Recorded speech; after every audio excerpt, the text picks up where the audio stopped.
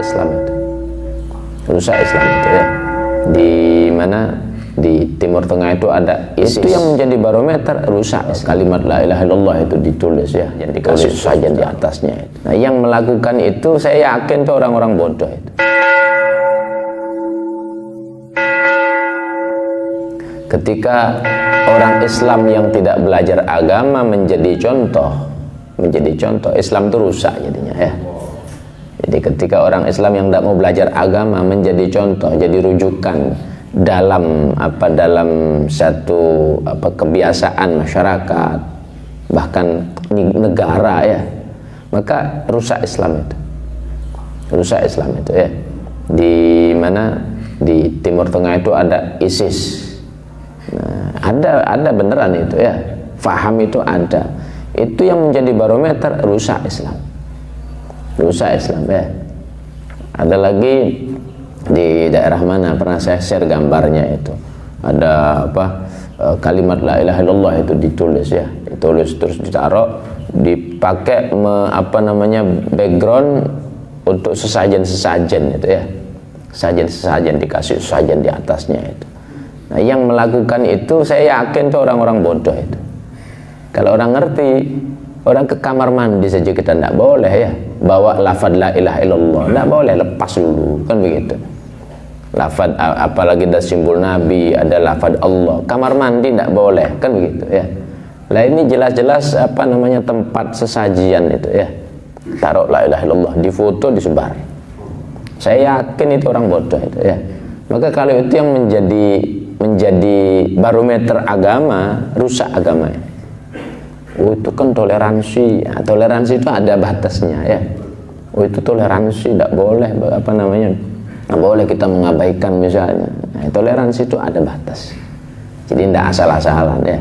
Kan saya katakan kalau yang menjadi barometer itu orang yang tidak ngerti agama, rusak ya. Nah, kita yang belajar begini ini, yang rajin ngaji ini, nah, mari tunjukkan dengan keilmuan ini. Jangan ikut arus lagi. Jangan ikut arus ya. Karena kalau tidak demikian rusak agama. Nah, kerusakan itu juga dibarengi dengan minimnya pemahaman mereka, orang-orang tidak beriman tuh ya. Nah, kenapa kok kasus pelecehan Rasulullah itu terjadi terus ya? Saya melihat begini. Pertama, ketidakfahaman mereka tentang Islam. Yang kedua, memang tradisi mereka itu sudah bertentangan dengan ajaran agama Islam. Lalu ketika mereka mendengarkan bahwa tradisinya bertentangan, itu mereka tidak terima. Apa misalnya? Kalau di Perancis itu kan hubungan bebas, laki perempuan ya, tidak ada batas sudah. Bahkan hubungan bebas laki-laki sama laki-laki kan begitu ya. Itu dihalalkan, dibebaskan, dilegalkan seperti itu. Ketika mereka ke sini, saya ada satu murid itu orang dari luar itu ya. Dia bercerita begitu. Di sana itu sudah homoseksual biasa sudah. Nah, jadi untuk tidak punya anak, hubungan seperti itu sudah biasa. Dan itu menjadi pelajaran juga di sana, doktrin. Nah, ketika mereka ke sini melihat kok orang-orang Indonesia, orang-orang Islam kok seperti ini, hatinya itu tidak terima, berontak mereka. Hatinya berontak, tidak terima ya. Nah, sehingga itu menjadikan kondisi seakan-akan Islam ini tidak benar ini. Orang tradisi kita begini kok Islam mengajarkan, terus bertolak belakang. Nah, tanpa dia mau menggali, mendalami, nah, sudah langsung main stempel saja, hukumnya saja. Oh, ini Islam salah.